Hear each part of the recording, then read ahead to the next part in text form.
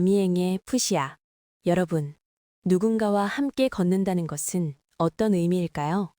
평탄한 꽃길이 아니라 발을 딛는 곳마다 날카로운 가시가 돋아있고 끝이 보이지 않는 낭떠러지가 기다리는 길이라면 당신은 여전히 누군가의 손을 잡고 그 길을 끝까지 걸어갈 수 있겠습니까? 오늘 우리가 만날 영혼은 아미엥의 성자 빅토릭과 함께 역사의 거친 파도를 넘었던 그의 영원한 동료 푸시아입니다. 흔히 역사는 가장 앞서 나간 한 사람의 이름만을 기억하곤 하지만 그 위대한 한 걸음 뒤에는 언제나 함께 피를 흘리고 함께 기도했던 또 다른 한 사람이 존재합니다. 푸시아는 바로 그 숭고한 동행의 주인공이었습니다. 서기 570년경 로마의 따뜻한 품을 떠나 북부 갈리아의 거친 숲으로 향하던 두 남자가 있었습니다. 한 명은 단호한 눈빛의 빅토릭이었고 또 한 명은 조용하지만 깊은 미소를 지닌 푸시아였습니다. 그들은 로마의 귀족적인 삶이나 안락한 미래에는 관심이 없었습니다. 오로지 저 멀리 아직 빛이 닿지 않은 아미엥의 영혼들을 깨워야 한다는 그 하나의 소명만이 그들을 움직이는 유일한 힘이었습니다. 길은 멀고 험했습니다. 알프스의 험준한 산맥을 넘고 이름 모를 짐승들이 울부짖는 깊은 밤을 지날 때마다 푸시아는 빅토릭의 지팡이가 되어주었습니다. 빅토릭이 앞장서서 복음의 깃발을 들었다면 푸시아는 묵묵히 그 뒤에서 지친 동료의 어깨를 감싸 안으며 빵 한 조각을 나누었습니다. 그들에게 서로는 단순한 동료가 아니었습니다. 낯선 이국 땅에서 유일하게 의지할 수 있는 혈육이자 신의 사랑을 증명하는 살아있는 거울이었죠. 드디어 도착한 아미엥의 숲은 상상보다 더 서늘했습니다. 축축한 안개가 나무들 사이를 유령처럼 떠돌고 낯선 이방인을 향한 원주민들의 시선은 화살촉보다 날카로웠습니다. 하지만 푸시아는 두렵지 않았습니다. 곁에 빅토릭이 있었고 그들의 가슴 속에는 그 어떤 추위보다 뜨거운 신념의 불꽃이 타오르고 있었기 때문입니다. 어느 날 저녁, 아미엥 성벽 근처의 작은 오두막에서 두 사람은 소박한 식탁에 마주 앉았습니다. 창밖으로는 박해의 전조처럼 으스스한 바람이 불어오고 있었죠. 빅토릭이 조용히 입을 열었습니다. 푸시아, 어쩌면 우리는 이 땅에서 다시는 로마의 태양을 보지 못할지도 모르겠네. 자네는 후회하지 않는가? 그때 푸시아는 빅토릭의 거친 손을 맞잡으며 이렇게 대답했습니다. 친구여, 내 눈이 로마의 햇살을 보지 못해도 상관없네. 내 영혼이 자네와 함께 진리의 빛 속에 있다면 이곳이 바로 나의 로마이고 나의 천국이라네. 우리가 함께 뿌린 이 씨앗들이 훗날 이 차가운 대지를 뒤덮을 꽃이 될 텐데 무엇이 두렵겠나. 하지만 평화는 길지 않았습니다. 마을 사람들의 마음이 복음으로 돌아서는 것을 시기한 이교도 사제들과 관리들이 서서히 그들을 조여오기 시작했습니다. 숲의 공기가 달라졌습니다. 밤마다 들려오던 짐승의 울음소리는 군병들의 발소리로 바뀌었고 평화롭던 오두막 주위로는 살기등등한 횃불의 그림자가 비치기 시작했습니다. 드디어 운명의 그날 밤이 찾아왔습니다. 수십 명의 군병이 들이닥쳤을 때 푸시아의 첫 번째 본능은 빅토릭을 보호하는 것이었습니다. 그러나 빅토릭은 푸시아의 손을 제지하며 나직하게 속삭였습니다. 때가 되었네.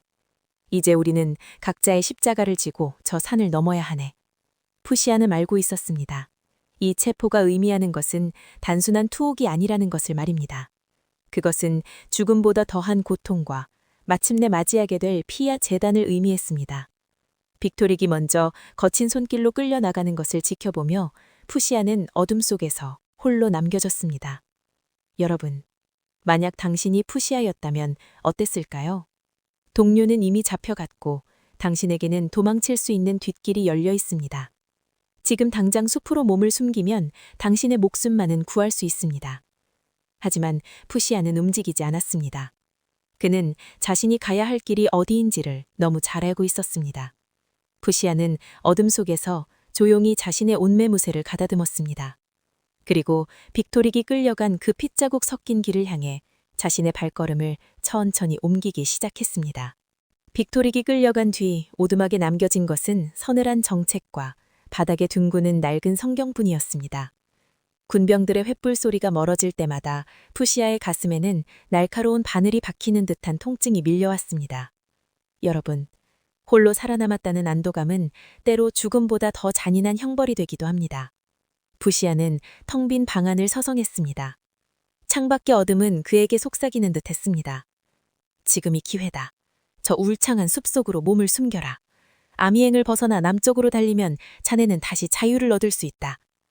하지만 푸시아는 멈춰섰습니다. 그의 시선이 머문 곳은 조금 전까지 빅토릭이 앉아있던 빈 의자였습니다. 그 의자에는 아직 동료의 온기가 남아있는 것만 같았습니다. 함께 로마를 떠나오며 했던 맹세, 어떤 추위와 굶주림 속에서도 서로의 손을 놓지 않겠다던 그 약속이 푸시아의 귓가를 울렸습니다. 사랑하는 친구가 차가운 쇠사슬에 묶여 매를 맞고 있는데 나 홀로 숲의 그늘 아래 숨어 숨을 쉰다는 것은 푸시아에게는 있을 수 없는 일이었습니다. 그는 천천히 오두막의 문을 열었습니다. 그리고 도망쳐야 할 숲이 아닌 빅토릭이 끌려간 아미행의 관아를 향해 걷기 시작했습니다. 관아로 가는 길은 멀지 않았으나 그 발걸음은 세상에서 가장 무거웠습니다. 푸시아는 알고 있었습니다. 이 길의 끝에는 따뜻한 환영도 안락한 침상도 없다는 것을 말입니다. 오직 서슬퍼런 칼날과 피냄새 진동하는 감옥이 그를 기다리고 있을 뿐이었습니다. 그러나 그의 눈빛은 흔들림이 없었습니다. 그것은 자신의 운명을 완전히 받아들인 자만이 가질 수 있는 거룩한 담대함이었습니다. 마침내 관아의 육중한 문 앞에 선 푸시아는 당당히 소리쳤습니다. 나도 그와 같은 길을 걷는 사람이다. 나를 내 동료 빅토릭이 있는 곳으로 보내다오. 당황한 군병들은 그를 거칠게 포박했습니다. 쇠사슬이 손목을 파고들고 차가운 바닥에 무릎이 꺾였지만 푸시아의 입마자엔 엷은 미소가 번졌습니다. 이제야 비로소 친구와 같은 무게의 짐을 졌다는 안도감이었던 것일까요? 지하 감옥은 지독하게 춥고 습했습니다. 벽면을 타고 흐르는 물소리가 마치 누군가의 신음처럼 들려오는 그곳에서 푸시아는 마침내 빅토릭을 다시 만났습니다. 처참한 모습이었습니다. 채찍에 맞아 찢겨진 옷 사이로 붉은 속살이 드러나 있었고 빅토릭은 가쁜 숨을 몰아쉬며 구석에 쓰러져 있었습니다. 푸시아는 쇠사슬을 끌며 기어갔습니다. 그리고 피투성이가 된 빅토릭의 머리를 자신의 무릎 위에 뉘었습니다. 차가운 감옥 바닥에서 두 성자의 눈이 마주쳤습니다. 빅토릭은 희미하게 떠지는 눈으로 푸시아를 바라보았습니다. 그의 눈동자에는 왜 도망치지 않았느냐는 원망과 돌아와 주어 고맙다는 안도감이 동시에 교차하고 있었습니다. 푸시아는 떨리는 손으로 빅토릭의 이마에 맺힌 피와 땀을 닦아주었습니다. 빅토릭, 걱정 말게. 자네가 가는 길에 나를 혼자 둘 순 없지 않은가. 우리가 로마에서 여기까지 온 것은 혼자 죽기 위해서가 아니라 함께 영원을 보기 위해서였다네. 빅토릭은 친구의 손을 꼭 쥐었습니다. 그 손의 떨림을 통해 두 사람은 수천 마디의 말보다 더 깊은 위로를 나누었습니다. 박해자들은 감옥 문창살 너머로 그들을 비웃었습니다. 가련한 이방인들아, 지금이라도 서로를 부정하고 목숨을 구걸해라. 하지만 푸시아는 고개를 들어 관리의 눈을 응시했습니다. 그의 목소리는 낮았지만 결코 굴복하지 않는 힘이 실려 있었습니다. 당신의 칼날은 우리의 육체를 갈라놓을 수 있을지 모르나 우리가 공유하는 이 신념과 우정은 결코 베어낼 수 없을 것이오. 우리는 죽음의 문턱을 넘어선 뒤에도 여전히 함께 걷고 있을 테니까 말이오. 밤은 깊어갔고 두 성자는 서로의 체온에 의지하며 마지막 기도를 올렸습니다. 푸시아는 빅토릭의 낮은 기도 소리에 자신의 목소리를 얹었습니다. 그것은 죽어가는 자들의 절규가 아니라 승리를 앞둔 전사들의 장엄한 노예와도 같았습니다. 마침내 아미행의 차가운 새벽을 깨우며 형장으로 향하는 문이 열렸습니다.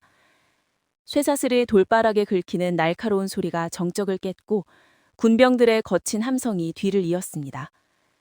앞서 걷는 빅토릭의 뒷모습을 보며 푸시아는 가쁜 숨을 몰아쉬었습니다. 밤샘 고문으로 다리는 후들거렸지만 그는 온 힘을 다해 허리를 꼿꼿이 폈습니다. 친구의 마지막 뒷모습이 비겁하게 흔들리는 동료의 기억으로 남지 않기를 바랐기 때문입니다.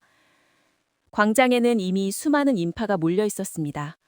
누군가는 호기심 어린 눈으로, 누군가는 두려움에 떨며 이 이방인 사제들의 최후를 지켜보고 있었죠. 처형대 앞에 선 관리들은 마지막으로 비열한 제안을 던졌습니다. 푸시야, 너는 아직 젊지 않느냐?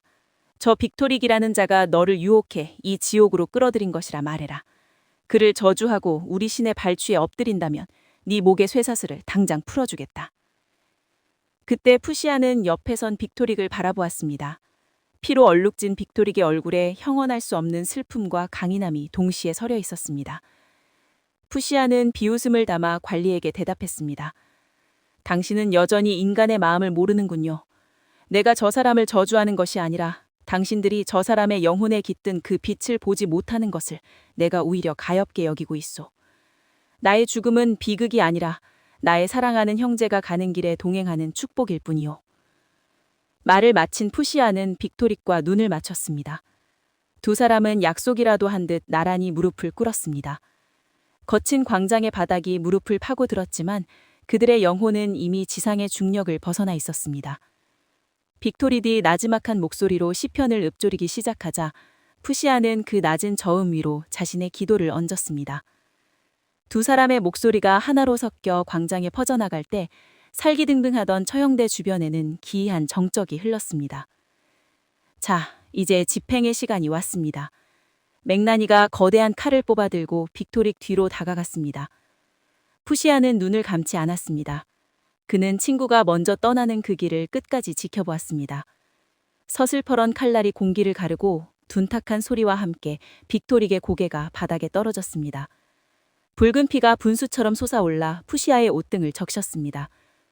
여러분, 눈앞에서 가장 소중한 사람의 죽음을 목격한 푸시아의 심정은 어떠했을까요? 공포였을까요? 아니면 절망이었을까요? 아니었습니다. 푸시아의 눈에는 오히려 형용할 수 없는 광채가 서렸습니다. 그는 땅에 떨어진 빅토릭의 머리가 다시 눈을 뜨는 그 경이로운 순간을 가장 가까운 곳에서 목격한 유일한 증인이었습니다. 자신의 머리를 두 손으로 받쳐들고 일어서는 빅토릭의 기적 앞에서 광장은 아수라장이었습니다. 군병들은 비명을 지르며 물러갔고 사람들은 기절하듯 쓰러졌습니다. 하지만 푸시아만은 그 자리에 미동도 하지 않았습니다. 그는 머리를 든 채 걷기 시작하는 빅토릭의 뒷모습을 보며 마지막 남은 힘을 다해 외쳤습니다. 빅토릭, 먼저 가게. 곧 나도 뒤따라 가겠네. 그것은 이 세상에서 나누는 마지막 인사이자 저 세상에서 만날 것을 확신하는 약속이었습니다. 맥나니는 공포에 떨며 다음 차례인 푸시아에게 칼을 휘둘렀습니다. 하지만 푸시아는 단 한 번의 비명도 지르지 않았습니다. 오히려 칼날이 목에 닿는 순간 그는 가장 평온한 안식을 얻은 듯 고개를 떨구었습니다. 푸시아의 목 역시 빅토릭을 뒤를 이어 땅으로 떨어졌습니다. 아미행의 모든 숲이 거대한 숨을 들이키듯 일순간 고요해졌습니다. 두 개의 몸, 두 개의 머리. 그러나 그들이 흘린 피는 광장의 낮은 곳에서 하나로 합쳐져 거대한 물길을 만들었습니다. 죽음으로도 갈라놓을 수 없었던 두 사람의 우정이 아미행의 대지 위에서 비로소 완성되는 순간이었습니다. 사람들은 보았습니다. 효수된 푸시아의 얼굴에 서린 그 미신적인 평화를 말입니다. 두 성자의 피가 흐르던 아미행의 광장에 다시 고요한 밤이 찾아왔습니다. 하지만 그날의 정적은 이전과는 전혀 다른 것이었습니다. 그것은 죽음의 공포가 아니라 위대한 생명이 탄생하기 전에 엄숙한 떨림이었죠. 군병들이 버리고 간 두 성자의 시신 주위로 밤의 어둠을 틈타 사람들이 하나둘 모여들기 시작했습니다. 그들은 낮에 보았던 그 경이로운 광경을 잊을 수 없었습니다. 칼날 앞에서 미소 짓던 빅토릭의 눈빛과 동료를 위해 기꺼이 목을 내어놓았던 푸시아의 그 단호한 목소리. 사람들은 떨리는 손으로 두 성자의 시신을 거두었습니다. 그들은 빅토릭과 푸시아를 나란히 눕혔습니다. 살아서도 한시도 떨어지지 않았던 두 동료는 죽어서도 그렇게 서로의 곁을 지키며 아미행의 흙으로 돌아갔습니다. 여러분, 세월은 덧없이 흘러 성벽은 허물어지고 왕조는 바뀌었습니다. 하지만 푸시아와 빅토릭이 함께 묻힌 그 자리에서 피어난 향기는 결코 흩어지지 않았습니다. 그들이 흘린 피는 아미행의 차가운 대지를 녹이는 뜨거운 강물이 되었고 그 강물 줄기를 따라 북부 갈리아 전체에 신앙의 꽃이 피어났습니다. 훗날 그들의 무덤 위에는 장엄한 성당이 세워졌고 사람들은 그곳을 성 푸시아의 안식처라 부르며 대대손손 그들의 우정을 기렸습니다. 이제 우리는 푸시아라는 한 남자의 생애를 통해 진정한 동행이 무엇인지 다시 한번 생각해 보게 됩니다. 우리는 흔히 홀로 빛나는 영웅이 되기를 꿈꿉니다. 하지만 푸시아는 우리에게 말합니다.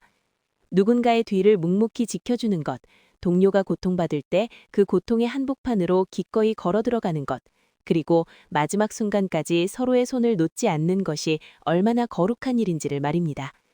오늘날 우리는 너무나 고독한 세상에 살고 있습니다. 옆에 있는 사람을 경쟁자로 여기고 내가 살기 위해 누군가를 딛고 올라서야 하는 척박한 삶을 살아가고 있죠. 하지만 1500년 전 아미행의 숲에서 푸시아가 보여준 모습은 우리에게 날카로운 질문을 던집니다. 당신에게는 죽음의 문턱까지 함께 걸어갈 수 있는 친구가 있습니까? 혹은 당신은 누군가에게 그런 진실한 동료가 되어주고 있습니까? 푸시아는 빅토릭의 그림자에 가려진 조연이 아니었습니다. 그는 빅토릭이라는 빛이 온전히 타오를 수 있도록 자신의 온 삶을 던져 불꽃을 지킨 사랑의 증인이었습니다. 그가 있었기에 빅토릭은 외롭지 않았고 그들이 함께였기에 아미행의 기적은 완성될 수 있었습니다. 혼자서는 넘을 수 없던 박해의 산을 두 사람은 맞잡은 손의 온기로 넘었던 것입니다. 이제 영상을 마무리하며 여러분의 마음속에 푸시아의 그 따뜻한 손길을 남겨두고 싶습니다. 당신이 지금 걷고 있는 그 길이 아무리 험하고 외로울지라도 부디 잊지 마십시오. 진심을 다해 누군가와 함께 걷는다면 그 길 끝에서 기다리는 것은 차가운 칼날이 아니라 영원히 시들지 않는 생명의 면류관이라는 사실을 말입니다. 아미행의 숲을 흔들던 그 거친 바람소리는 이제 성스러운 찬송이 되어 우리 귓가를 맴돕니다. 빅토릭과 푸시아, 두 이름은 이제 하나로 묶여 역사의 페이지마다 짙은 향기를 남기고 있습니다. 그들이 남긴 우정의 기적이 오늘을 사는 여러분의 차가워진 가슴에도 따스한 위로의 불씨가 되기를 소망합니다. 시청해주셔서 감사합니다.